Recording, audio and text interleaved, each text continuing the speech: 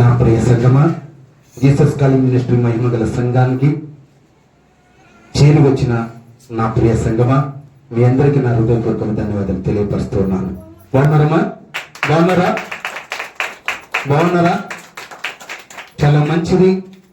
మీరు ఎల్లప్పుడూ ఇలా సంతోషంగా ఉండాలన్నదే దేవుని ఉద్దేశం. మరి ఈరోజు అంశము యేసుక్రీస్తు లోకంలోకి వెలుగై ఉన్నాడు. ఈ లోకంలోనికి వెలుగై ఉన్నాడు. ఇప్పుడు యేసుక్రీస్తు ప్రభు వెలుగై ఉన్నాడు అనే అంశంతో మనము మాట్లాడుకుందాం. మరి ఈ లోకంలోనికి వెలుగై ఉన్నాడు, ఆయన రక్షకుడై ఉన్నాడు. యేసుక్రీస్తు ప్రభుని ఎవరిని పంపారు? ఈ లోకానికి ఆయన ఎందుకు వచ్చాడు? ఆయన ఈ లోకానికి ఎలాగా ఎవరు పంపారు అనే విషయాన్ని కూడా మేము తెలుసుకునడానికి మీరు సిద్ధంగా ఉన్నారా? మీరు సిద్ధంగా ఉన్నట్టయితే నేను అంశంలోకి వెళ్తూ ఉన్నాను. మొట్టమొదటి మాట చూడండి. యేసుక్రీస్తు ప్రభుని ఎవరు లోకానికి పంపించారనే విషయాన్ని మీకు తెలియపరుస్తూ ఉన్నాను. యెషయా గ్రంథం 61వ అధ్యాయం చదవండి. యెషయా గ్రంథం 61వ అధ్యాయము మొదటి వచనం. ప్రభువు యెహోవా ఆత్మ నా మీదికి వచ్చి ఉన్నది, దీనులకు సువార్తమానమును ప్రకటించుటకు యెహోవా నన్ను అభిషేకించును, నలిగిన హృదయము గల వారిని దృఢపరచుటకును, చెరలోనున్న వారికి విడుదలను, బంధింపబడిన వారికి విముక్తిని ప్రకటించుటకును యెహోవా హిత సంవత్సరములను మన దేవుని ప్రతిదండన దుఃఖక్రాంతులైన వారిని అందరినీ ఓదార్చుటకును, సియోనులో దుఃఖించు వారికి ఉల్లాస వస్త్రములు ధరింప చేయుటకు, బూడిదకు ప్రతిగా పూదండను, దుఃఖముకు ప్రతిగా ఆనంద తైలమును, భారభరితమైన ఆత్మలకు ప్రతిగా శుద్ధి వస్త్రమును వారికిచ్చుటకు ఆయన నన్ను పంపి ఉన్నాడు. ఎవరు పంపారంట? దేవుడు పంపాడండి. దేవుడు అంటున్నాం, ఆయనే మనము రాజు అంటాం, ఆయనే మనము కింగ్ అని కూడా అంటాం. ఆయనంట ఎవరిని పంపారు? క్రీస్తుని లోకానికి పంపాడు. ఎవరిని విడుదల చేయడానికి? సరసాల్లో ఉన్న వారిని, బాధల్లో ఉన్న వారిని, కష్టాల్లో ఉన్న వారిని. అధికారమును తండ్రి కుమారునికి యేసుక్రీస్తు ప్రభుకి అప్పగించి ఈ లోకానికి పంపించారండి. ఇలాంటి వారిని అందరినీ కూడా నువ్వు విడుదల చెయ్యాలి, నీకు అధికారం నేను ఇచ్చి ఉన్నానని యేసుక్రీస్తు ప్రభుని లోకానికి పంపినట్టుగా మనము లేఖనాల్లో మనము చూసుకుంటున్నాం. మరి లోకానికి వచ్చినప్పుడు యేసుక్రీస్తు ప్రభు వచ్చి మహాకార్యములు అద్భుతములు జరిపించారు. ఎందుకంటే తండ్రి నుండి పొందుకున్న వరాలను యేసుక్రీస్తు ప్రభు ద్వారా ఈ లోకంలోనికి అందరినీ కూడా, మనవులందరూ కూడా ఏమైపోయారంట? బాల్యము నుండి హృదయము చెడ్డలైపోయింది. కాబట్టి వాళ్ళందరినీ విడిపించడానికే క్రీస్తు లోకానికి పంపి ఉన్నానని దేవుడే మనకు సాక్ష్యము బైబిల్ లేఖనాల ద్వారా మనకు తెలియపరుస్తూ ఉన్నాడు దేవుడు. మరి ఇక్కడ చూస్తే అందరు బాధల్లో ఉన్నవారిని ఓదార్పు ఇవ్వడానికి వచ్చాడు, కష్టాలు ఉన్నవారు విడిపించడానికి వచ్చాడు, శ్రమలు వచ్చిన మానవుని అందరూ కూడా విడిపించడానికి క్రీస్తుని లోకానికి వచ్చాడు. కాబట్టి మరి యేసుక్రీస్తు ప్రభు మరి వచ్చిన తర్వాత అందరినీ కూడా, మానవులందరినీ కూడా విడిపించడానికి, రక్షించడానికి రక్షకుడుగా ఈ లోకానికి వచ్చాడు. ఆయన రక్షించడానికి వచ్చాడు ఈ లోకానికి. ఎందుకంటే సరసాల్లో ఉన్న వారిని అంటూ ఉన్నారు. చదువుసాలలో ఉన్న వారిని విడుదల పొందు, బంధింపబడిన వారిని విముక్తి అంటే రిలీజ్ చేయడం. జైలు సరసాల్లో ఉన్న వారిని విడుదల, బంధించబడిన వారిని విడుదల, దుఃఖక్రాంతులందరినీ ఓదార్చుటకు, ఓదార్చడానికి వచ్చాడు ఆయన. క్రీస్తు లోకానికి ఓదార్చడానికి వచ్చాడు. బూడిదకు ప్రతిగా భూదండను, దుఃఖమునకు ప్రతిగా ఆనంద తైలం ఇవ్వడానికి వచ్చాడు ఆయన ఈ లోకానికి. దుఃఖంలో ఉన్నవారిని ఓదార్చడానికి వచ్చాడు ఆయన ఈ లోకానికి. సరసాలు ఉన్న వారిని, మరి బంధించబడిన వారిని, దుఃఖంలో ఉన్న వారిని, భారభరితమైన ఆత్మకు ప్రతిగా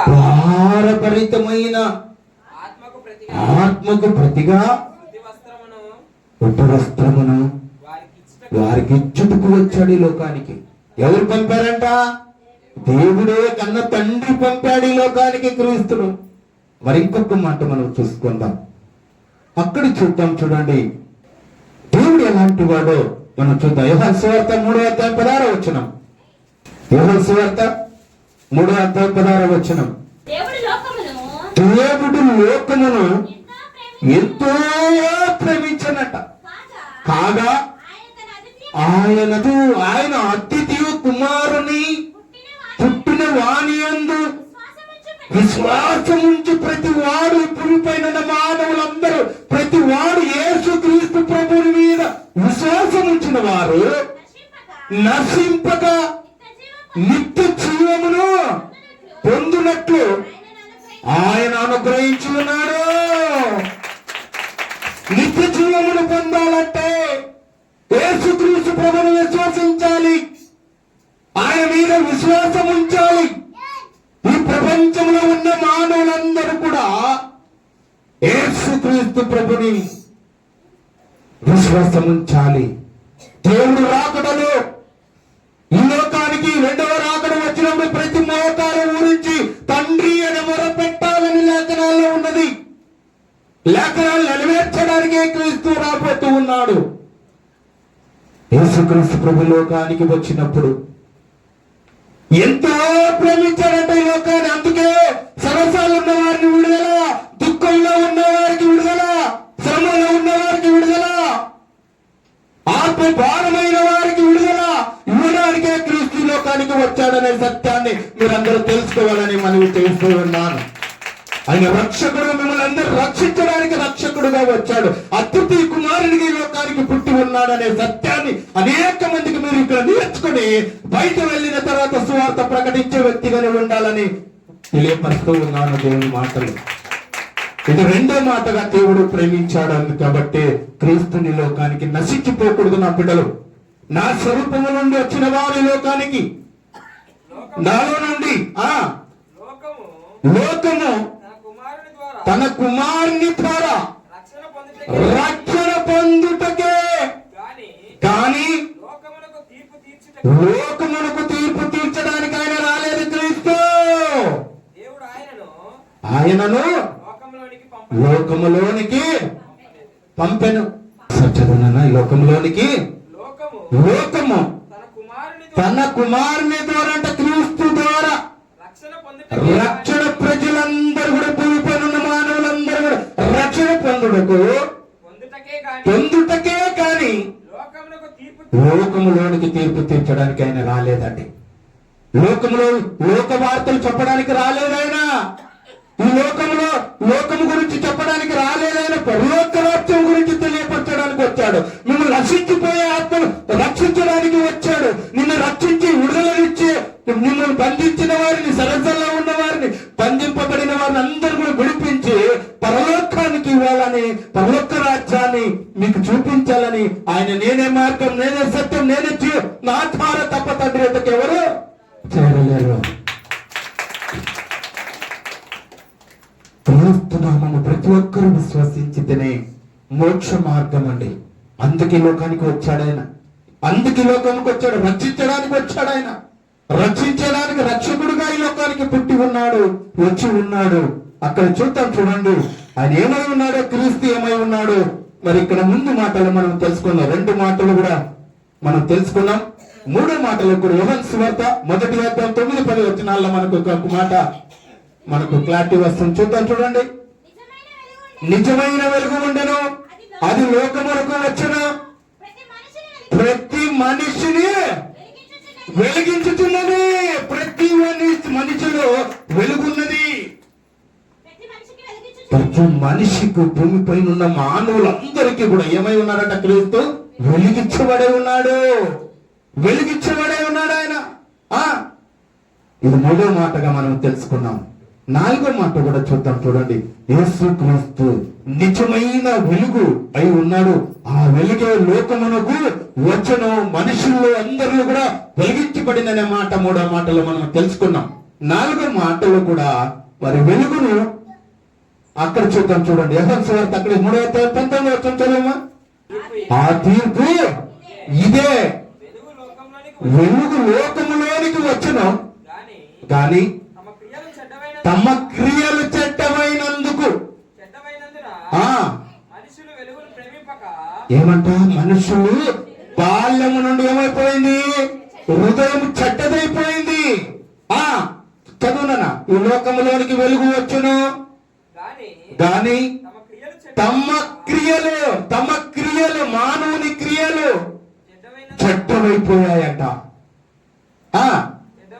చెడ్డమైనందున మనుషులట వెలుగును ప్రేమింపక, సత్యాన్ని ప్రేమింపక, నిత్య జీవాన్ని పొందుకోలేక, యేసుక్రీస్తు ప్రభుని విశ్వసించలేక చీకటినే ప్రేమించురు.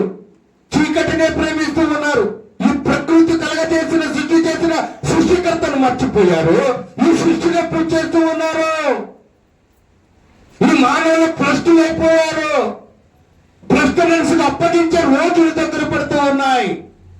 సహోదరి సహోదరుడా, దేవుని వాక్యాన్ని సూటిగా మనకు తెలుస్తుంది. ఈ వాక్యమే నన్ను బ్రతికించుతుంది. వాక్యం వినలేరు మానవులు. ఆ దేవుని సత్యాన్ని తెలుసుకోలేని పరిస్థితుల్లో ఉన్నారు. వాళ్ళ హృదయం చెడ్డదైపోయిందంట. మానవుని హృదయం చెడ్డదైపోయింది కాబట్టి ఆ వెలుగును చూడలేక చీకటినే ప్రేమించుదురు. ఆ సత్యాన్ని తెలియక ఆ చాతాల వైపే తిరుగుదురు అనే మాటలు మనకు తెలియపరుస్తుంది. వెలుగు ప్రేమింపరని మాటలు మనకు, వాళ్ళ హృదయం చెడ్డదైపోయింది కాబట్టి మనం దేవుని వైపు తిరగలేక మనుషులందరూ కూడా, మానవులందరూ కూడా భ్రష్టులు అయిపోయారు. ఈ సమాజాన్ని భ్రష్టు పెట్టిస్తూ ఉన్నారు. అందుకే దేవుని భయము లేదు, భయభక్తులు లేని ప్రజలుగా ఉన్నారు. నేరాలు, ఘోరాలు, అక్కనక చెల్లెనక వ్యభిచారం చేస్తూ అన్ని కూడా ఈ లోకములో లోకాశ వైపు ఉంటూ ఉన్నారు. కల్పన కథల వైపు తిరుగు కాలం వచ్చి ఉన్నదని లేఖనాలు ఎప్పుడూ రాసి ఉంచాడు దేవుడు. అందుకే దేవుని లేఖనాలు ఏం సెలవిస్తున్నాయంటే అక్కడ 4వ మాటగా మనం చూసుకున్నాం. 5వ మాట యోహాను సువార్త 12:36 మీరు ఏమై ఉన్నారంట? మానవులు. ఈ ప్రజలు, ఈ మానవులు ఎవరిలో నుండి వచ్చారు? క్రీస్తులో నుండి వచ్చారండి. మానవుడు ఎలా తయారయ్యాడు? ఎవరు చేశారు? దేవుడు అనుకున్నాడు కాబట్టి ఆయన స్వరూపము, ఆయన సొగసు, ఆయన రూపము ఇచ్చి లోకానికి పంపించాడు తల్లి గర్భము ద్వారా. ఆయన స్వరూపం ఉన్నది. మీరు వెలుగు సంబంధం అగునట్లు మీకు వెలుగుండగానే వెలుగునందు విశ్వాసం ఉంచునని వారితో చెప్పను. అక్కడ మీరు వెలుగు సంబంధంలో అగునట్లు మీకు వెలుగు ఉండగానే, వెలుగుండగానే వెలుగునందు నీవేమై ఉండాలి? విశ్వాసం ఉంచాలి. వెలుగంటే ఎవరు? క్రీస్తు. క్రీస్తునందు విశ్వాసం ఉంచాలనే మాట మనకు తెలియపరుస్తూ ఉన్నాడు. క్రీస్తునందు విశ్వాసం ఉంచిన వాడు నిత్య జీవమును పొందుకుందుననే మాట మనకు తెలియపరుస్తూ ఉన్నాడు. అక్కడ 46వ వచనం చదవండి. 46వ వచనం, నా యందు విశ్వాసము ఉంచు ప్రతివాడు భూమిపై మానవులందరూ విశ్వాసం ఉంచి చీకటిలో నిలిచి ఉండుకుండునట్లు నేను లోకమునకు వెలుగుగా వచ్చి ఉన్నాడు. యేసుక్రీస్తు ప్రభు వెలుగుగా లోకానికి వచ్చాననే మాటలు మనం తెలుసుకుంటూ ఉన్నాం. చీకటిని ప్రేమించద్దండి. చీకటిలో నిలవవద్దు అంటున్నాడు. మీరందరూ వెలుగు సంబంధులు, నాలో నుండి మీరంతా వచ్చిన వారు, మీరందరూ పరిశుద్ధులు, నీతిమంతులు, నిష్కళంకము లేని వారు, నా యుక్తమైన బిడ్డలు, నీ లోకానికి నేను తీసుకుని వచ్చాను, నన్ను మహిమపరచండి అని. కానీ ఈ లోకానికి వచ్చినప్పుడు నీ హృదయం చెడ్డదైపోయింది. ఈ సాతాను లోకములో నీవు సాతాను వైపు చీకటిని ప్రేమిస్తూ ఉన్నావు, దేవుని వైపు సత్యాన్ని చూడలేకపోతూ ఉన్నావు. నీ మనోనేత్రం గుడ్డితనం కలగచేసిన అపవాది వైపు నీవు నీ మనసు ఉంచావనే దేవుడు లేఖనాలు సూటిగా మన యేసుక్రీస్తు ప్రభు మనకి ఎక్కటి మాట మనకు తెలియపరుస్తూ ఉన్నాడు. అక్కడ యోహాను సువార్త చూద్దాం, చూడండి 8వ అధ్యాయం 12వ వచనంలో, మరలా యేసు, ఈ లోకములోనికి నేను వెలుగును, నన్ను వెంబడించిన వారు చీకటిలో నడవక జీవపు వెలుగు కలిగి ఉండునని వారితో చెప్పను. వెలుగు అయిన క్రీస్తు వెలుగు ఈ లోకములోనికి చీకటిగా ఉన్న వారి జీవితాల్లో వెలుగు నింపడానికి వచ్చాడు. ఆయన నిన్ను విడుదలనిచ్చేదానికి వచ్చాడు, నిన్ను ఆయన ఎంట పెట్టుకొని తీసుకుని వెళ్ళడానికి వచ్చాడు. క్రీస్తు ఈ లోకానికి వెలుగై ఉన్నాడనే మాటలు మనకు తెలియపరుస్తూ ఉన్నాడు. అక్కడ మరొక మాట మనం తెలుసుకుందాం. యోహాను రాసిన మొదటి పత్రిక 1వ అధ్యాయం 7వ వచనం. అయితే ఎవరున్నారు వెలుగులో? క్రీస్తు ఉన్నాడు. ఆయన వెలుగులో ఉన్న ప్రకారము ఏమంట? మనము ఎక్కడున్నట్లు? ఎప్పుడు వెలుగులో ఉన్నట్ట, చీకటిలో ఉన్నట్ట? చీకట్లో ఉన్న మీ జీవితాలు ఆయన ఏం చేస్తున్నారు? చదువు. ఆయన వెలుగులో ఉన్న ప్రకారము మనము కూడా ఏమై ఉన్నామంట? వెలుగులో నడిచిన ఎడల మనము అన్నున్న సహవాసము గలవారమై ఉందుము. అప్పుడు ఆయన కుమారుడైన యేసు రక్తము ప్రతి పాపము కడిగి పవిత్రులుగా పరిచి ఉన్నాడు. ప్రతి పాపం ఏం చేస్తాడు? పవిత్రులుగా చేసి ఉన్నాడు. ఎవరిని విశ్వసించాలి? యేసుక్రీస్తు ప్రభుని విశ్వసించాలి. వెలుగు ఎవరై ఉన్నారు? క్రీస్తై ఉన్నాడు. ఆయన వెలుగై ఉన్నాడు, వెలుగులోని పిలుస్తూ ఉన్నాడు. విశ్వాసించిన వారందరూ కూడా నా వైపు రండి అనే మాటలు మనకు తెలియపరుస్తూ ఉన్నాడు. అక్కడే మరొక మాట చూద్దాం, చూడండి. అపోస్తలుడైన పౌలు గారు ఎఫెసీయులకు రాసిన పత్రిక 5వ అధ్యాయము 9వ వచనం.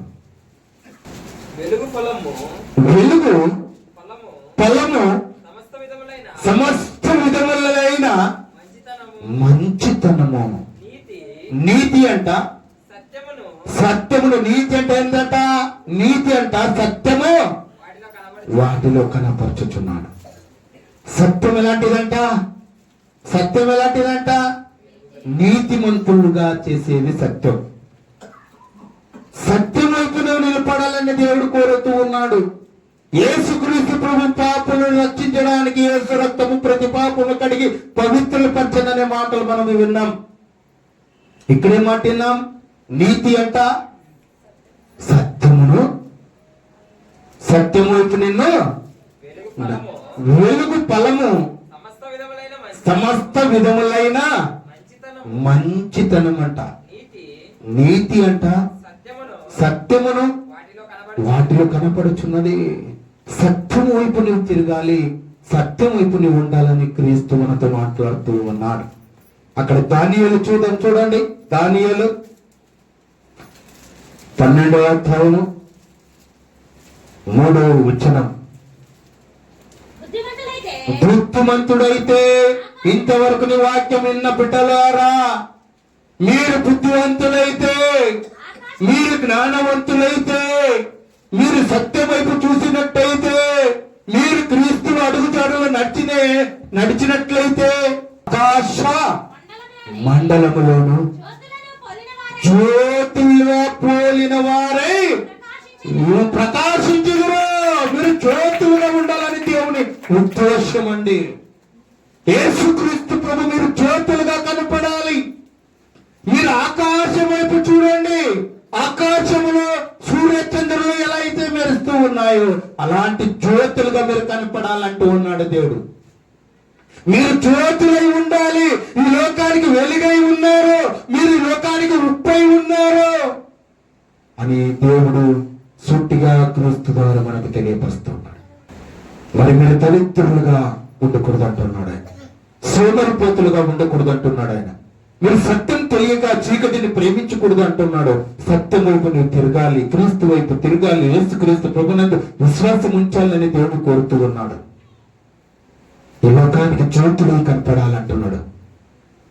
తన తల్లిదండ్రులు ఎలా అయితే పిల్లలు చక్కగా ఎదగాలి, మంచి ఉద్యోగంలో ఉండాలి, మంచి ప్రయోజకురాలుగా కావాలి, నేను మంచి స్థానంలో చూడాలి అని ఎలా అయితే కోరికలు ఆశలు ఉంటాయో అలాగే కన్న తండ్రి చెప్తూ ఉన్నాడు, మీరు జ్యోతులు, మీరు లోకంకు జ్యోతులై ఉన్నారు, ఈ లోకానికి వెలుగై ఉన్నారు, ఈ లోకంకు ఉప్పై ఉన్నారు, నాలో నుండి వచ్చిన నేను పరిశుద్ధుడిని, మీరు పరిశుద్ధురాలు, పరిశుద్ధులుగా జీవించండి అని లేఖనాలు సెలవిస్తూ ఉన్నాడు కన్న తండ్రి.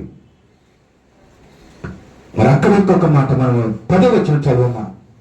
10వ వచనం, అనేకులు ప్రపంచంలో ఉన్న మానవులు ఏమంట తమను శుద్ధపరుచుకొని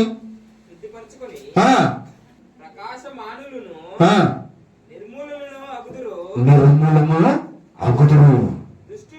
దుష్టులంట ఏం చేస్తారంట? దుష్టులు దుష్ట కార్యములు చేస్తూ ఉన్నారు.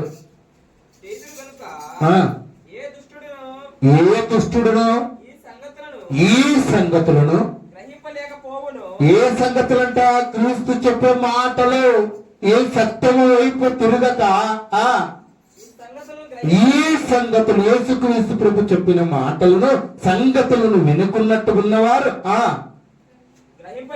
గ్రహింపలేకపోయే పోవును గాని బుద్ధిమంతులు గ్రహించుదురు. బుద్ధిమంతులు ఏం చేస్తారంట? గ్రహించేవారుగా ఉన్నారు, గ్రహించేవారై ఉన్నారు. బుద్ధిమంతులు గ్రహిస్తారు. బుద్ధి లేని వారికి, మూర్ఖునికి జ్ఞానము అందదు. ఎంత చెప్పినా కూడా వాళ్ళకి అందదనే మాట మనకు లేఖనాలు సెలవిస్తూ ఉన్నాడు. పరిశుద్ధాత్మ దేవుడు మనతో సూటిగా మాట్లాడుతున్నాడు. సహోదరి సహోదరుడా, దేవుని వాక్యాన్ని మనము చక్కగా వినాలి. దేవుని వాక్యాన్ని జాగ్రత్తగా మనము వినేవారుగా ఉండాలి. సత్యమైన వాక్యాన్ని మనము వినే వ్యక్తులుగా ఉండాలనే మాటలు మనకు తెలియపరచు ఉన్నాం. మన సత్యం వైపు మనం తిరగాలి. యేసుక్రీస్తు ప్రభు లోకానికి రక్షకుడుగా రక్షించడానికి లోకానికి వచ్చాడనే మాటలు మనం విన్నాం. చాలా ఈ అమూల్యమైన మాటలు, మధురమైన మాటలు దేవుడు మనతో మాట్లాడుతూ ఉన్నాడు. మరి అక్కడే మరొక మాట మనకు తెలియపరుస్తూ ఉన్నాడు. మరి చూద్దాం, చూడండి. యోహాను సువార్త 1వ అధ్యాయము 7వ వచనం.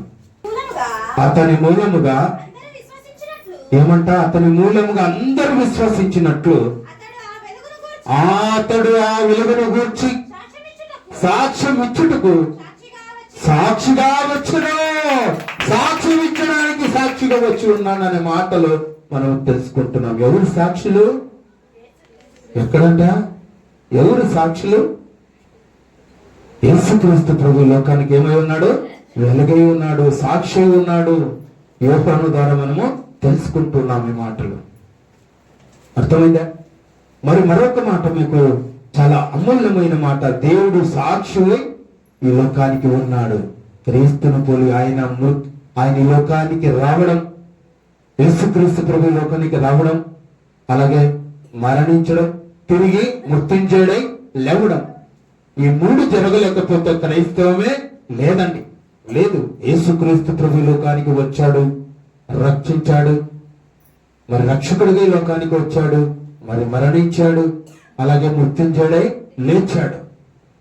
అందుకే ఈ క్రైస్తవం అలాగే కొనసాగుతుంది. ప్రపంచంలో క్రైస్తవులేనండి ఎక్కువ ఉండేది. ప్రపంచం అంతా చూసుకుంటే క్రైస్తవులే ఎక్కువ మంది, ఎక్కువ శాతం ఉండేది.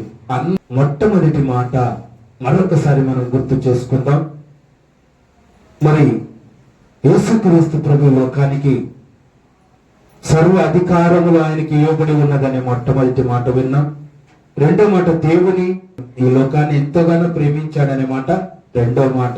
మూడో మాట, నిజమైన వెలుగు ఉండి అది లోకమునకు వచ్చిన మనుషులకు వెలుగై ఉండననే మూడో మాట మనం తెలుసుకున్నాం. నాలుగో మాట వెలుగును ప్రేమించాలనే మాట మనం తెలుసుకున్నాం. ఐదో మాట వెలుగునందు విశ్వాసం ఉంచాలనే మాట మనం తెలుసుకున్నాం. ఆరో మాట వెలుగును వెంబడించాలి అనే మాట మనం తెలుసుకున్నాం. వెలుగులో నడవాలి అనే మాట మనము తెలుసుకున్నాం. ఎనిమిదో మాట వెలుగు ఫలామును పొందాలనే మాటలు మనము విన్నాం. తొమ్మిదో మాట ఎత్తకు నడిపించాలి. వెలుగునెత్తకు అందరూ కూడా నడిపించే వ్యక్తులుగా క్రైస్తవులు ఉండాలి. ఈ మాటలన్నీ కూడా ఈ 11 మాటలు మీరు విన్నారు. ఈ యేసుక్రీస్తు లోకమునకు వెలుగై ఉండెను అనే అంశంతో మనము ఈ రోజు మాట్లాడుకున్నాం. దేవుడు వాక్యం దీవించి బలపరిచిన గాక.